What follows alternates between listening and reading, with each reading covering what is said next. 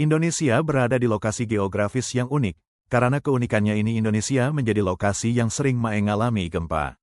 Sehingga perlunya membangun rumah yang aman dan kokoh. Dalam video kali ini kita akan mengenal struktur-struktur bangunan anti gempa untuk rumah sederhana Type 36, yang merujuk pada SNI 1726 banding 2019.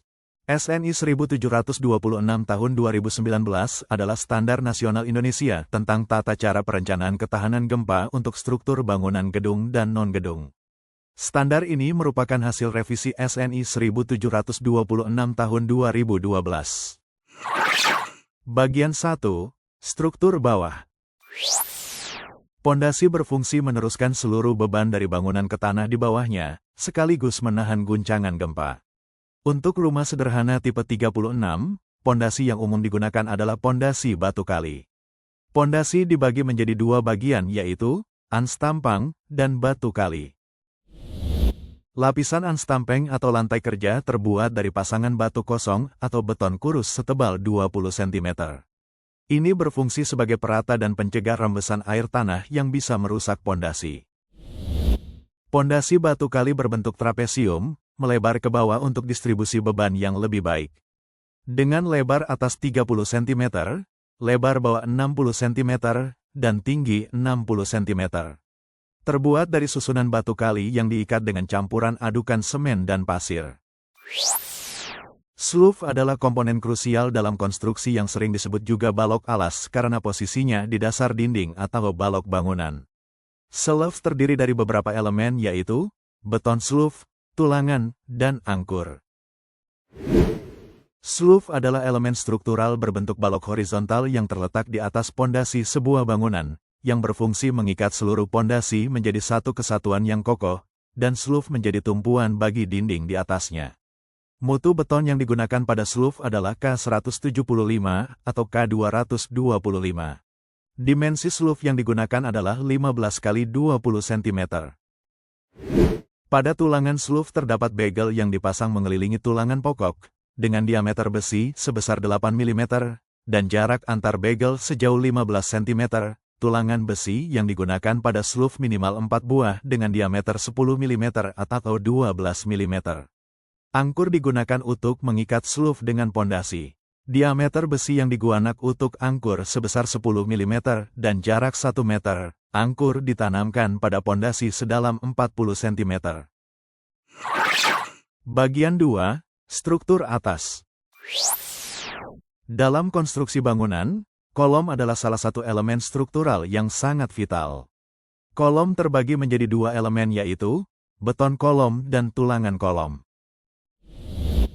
Kolom berfungsi meneruskan beban dari atap dan lantai ke sloof dan pondasi. Dalam struktur tahan gempa, kolom harus dirancang agar memiliki duktilitas yang baik, yaitu kemampuan untuk berdeformasi tanpa runtuh. Dimensi kolom yang digunakan 15 x 15 cm. Mutu beton yang digunakan minimal K175 atau K225. Pada tulangan kolom terdapat bagel yang melingkari tulangan pokok. Ini berfungsi untuk menahan gaya geser yang besar saat gempa. Diameter besi yang digunakan untuk bagel sebesar 8 mm. Dengan jarak antar bagel sejauh 15 cm. Selanjutnya, yaitu tulangan pokok yang berfungsi untuk menahan gaya tarik dan tekan. Tulang pokok minimal 4 buah dengan diameter besi 10 mm. Dinding pada rumah sederhana tipe 36 umumnya menggunakan pasangan bata atau bata ringan. Meskipun bukan elemen struktur utama pemikul beban vertikal, dinding tetap berperan penting dalam menyalurkan gaya gempa ke kolom dan balok. Pada dinding terdapat dua elemen yaitu, dinding dan angkur. Pasangan bata pada dinding dibuat dengan rapi, dan siar tegak harus selang-seling pada setiap lapisan bata sehingga membentuk pola zigzag. Siar menggunakan adukan yang kuat dengan tebal 1,5 cm. Pada dinding terdapat dua lapisan yang menutupi pasangan bata yaitu, plasteran dan acian. Angkur pada dinding berfungsi untuk mengikat kuat dinding pada kolom. Angkur ditanam pada kolom, lalu masuk ke dalam pasangan batu bata. Jarak antar angkur adalah setiap 6 lapis bata, dengan panjang angkur 40 cm, dan diameter angkur yang digunakan sebesar 10 mm. Angkur dipasang untuk mencegah dinding terlepas dari struktur utama saat gempa. Ring balok adalah elemen struktural berbentuk balok horizontal yang terletak di bagian paling atas dinding bangunan, tepat di bawah struktur atap. Mirip dengan sloof yang berada di bawah, ring balok bertindak sebagai sabuk pengikat di bagian atas bangunan, memastikan kekokohan dan stabilitas keseluruhan struktur. Ring balok memiliki dua elemen yaitu beton untuk ring balok dan tulangan pada ring balok.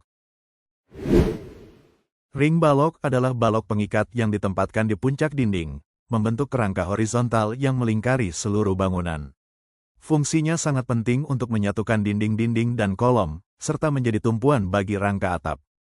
Dengan fungsi utamanya yaitu mengikat kolom, mendukung atap, dan sebagai pengikat dinding. Dimensi ring balok adalah 15 x 12 cm, dengan mutu beton K175 atau K225. Tulangan pokok yang digunakan minimal 4 buah dengan diameter besi 10 mm, dan dimensi bagel sebesar 8 mm dengan jarak antar bagel sejauh 15 cm.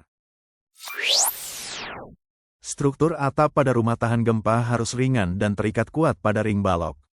Untuk rumah sederhana tipe 36, rangka atap umumnya menggunakan kayu atau baja ringan. Terdapat dua bagian utama pada struktur atap yaitu kuda-kuda dan ikat angin. Kuda-kuda adalah rangka utama yang menopang beban atap, seperti penutup atap, beban angin, dan hujan.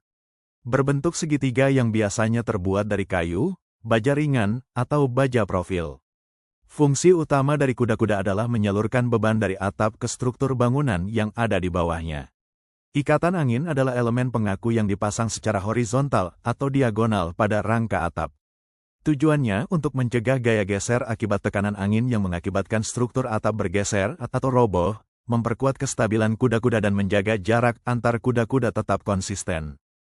Dimensi kayu yang digunakan pada kuda-kuda adalah 8 x 12 cm. Dan dimensi kayu pada ikatan angin adalah 6 x 12 cm. Untuk menghubungkan setiap bagian pada kuda-kuda digunakan baut dengan plat besi dan baut dengan diameter 10 mm.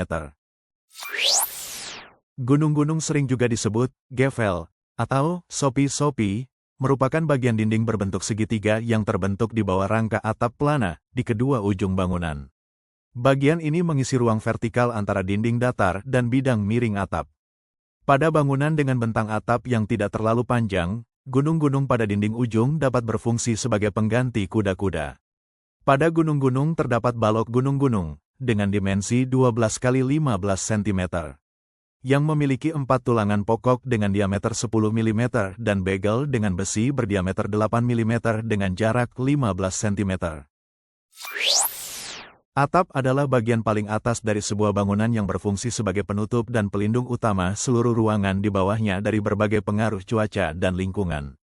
Atap terdiri dari usuk dengan dimensi kayu 5 x 7 cm, reng dengan dimensi kayu 4 x 3 cm, gording dengan dimensi 6 x 12 cm, dan penutup atap dengan bahan genteng, spandek, atau material lain yang relatif ringan. Dengan memahami dan menerapkan prinsip-prinsip struktur yang ada ini, kita dapat menciptakan rumah yang tidak hanya nyaman, tetapi juga aman dari ancaman gempa. Setiap komponen, dari pondasi hingga atap, memiliki peran krusial dalam menjaga keutuhan bangunan. Membangun rumah yang sesuai SNI 1726 adalah investasi untuk keamanan dan keselamatan kita bersama.